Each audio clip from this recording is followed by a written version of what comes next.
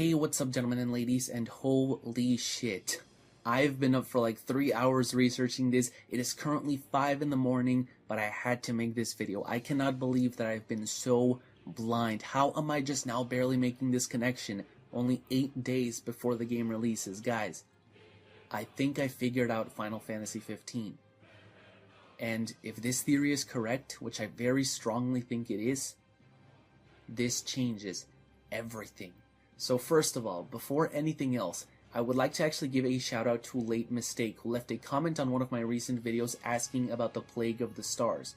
Now, he, I'm not really sure, asked if I could make a video basically explaining what the plague was, since I mention it quite often, but I haven't really ever gone into too much detail on what it is. And I decided, why not, right? But in the middle of making that video, I made a connection that had been staring us in the face for the longest time. Yet I had not pieced 1 and 2 together.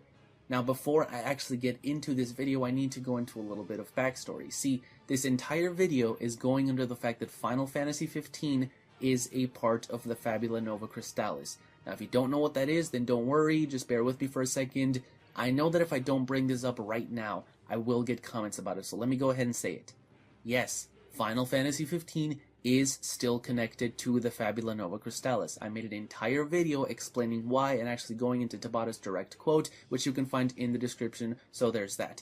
And second, if you guys know what the Fabula Nova Crystallis is but aren't completely caught up with the entire mythology across the now 5 games that it spans, then don't worry. I also made a video dedicated to explaining the mythos. I even kind of pseudo-animated it to try and make it as easy to understand as possible, so if you guys want to check that out, you will also be able to find that in the description. Once you have watched that video, come back to this one because you will need it to know what's going on.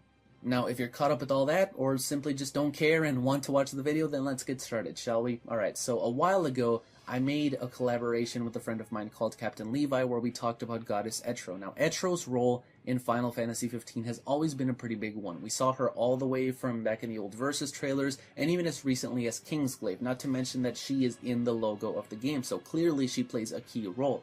As the Goddess of Death, she was the guardian of the Kingdom of Lucis and watched over Noctis and his family. This is apparent through the fact that Noctis actually has the ability to see deaths before they happen, which shows his connection as a prince of the kingdom to their guardian goddess. Now, that video that I made is relevant because in it we were basically debating when we thought Final Fantasy XV took place within the FNC timeline. We pretty much determined that Type 0 took place before Final Fantasy XIII, and I think that I might have figured out Final Fantasy XV's placement, right in between 13.2 and Lightning Returns, or at least during the ending of 13.2. Why here? Well, if you guys saw my video explaining the mythos, you will know that Etro at the time resided in the Unseen Realm, where she guarded the dead. Her brother Pulse was trying to open the gate as he was tasked to do by their father Boonevels, and this was to try and stop Ragnarok, the end of the world, because Boonevels believed that his mother Muin was in the Unseen Realm as well and wanted to destroy his universe, which wasn't actually the case. Muin had been dead for a long time at that point. But before she died, she told Etro of a prophecy where the gate to the Unseen Realm would open and the darkness would come flooding out into the universe, basically causing the end of the world, which is why Etro became the guardian of the gate, working really hard to try and keep it closed until her eventual demise at the end of 13.2. Now, why is this relevant to 15? Well, you guys might recall Tabata mentioning a while ago that Luna is what they called an oracle in the game. Oracles in Final Fantasy XV are very special because they can talk to gods, and it is revealed that Luna is indeed the youngest oracle in all of Eos. Now, while Pulse and Lindsay created Grand Pulse and Cocoon, there was never any mention of Eos, and I speculate that this is because Eos was actually made by Etro herself. We do see a winged woman that looks very similar to the one from the logo at the top of the Creation Genesis artwork, which leads me to believe that she is the goddess of this land, so the quote-unquote gods that Luna would be speaking to as an oracle in Final Fantasy XV would be Etro. But it doesn't just stop there. See, Tabata himself said that Luna's role, as tasked to her by the gods that she talked to, was to prevent the Plague of the Stars, which was described as a catastrophic event in which, as the days go by, the nights lengthen until the world of Eos is completely eclipsed in darkness and is lost.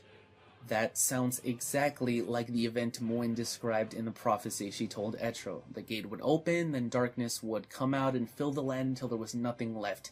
Think about it, it makes too much sense. Etro gave this ability to Luna so that she could communicate with her and warn her of this event. Because you guys gotta keep in mind that Gala and Eratia were over there in Orience, fucking everything up and making Etro's grip on the gate grow weaker. She knew that it would eventually be too much and she would give in, so she gave Luna these powers to try and prevent it as long as she could. And we know that this happens because Tabata himself said that this becomes a gameplay mechanic. As the game keeps going, the nights get longer and longer until eventually the sun just stops coming up altogether. But of course, if you've played 13.2, you already knew that, because at the end of that game, Etro falls and darkness destroys Grand Pulse and continues to destroy Eos, where it causes the Plague of the Stars.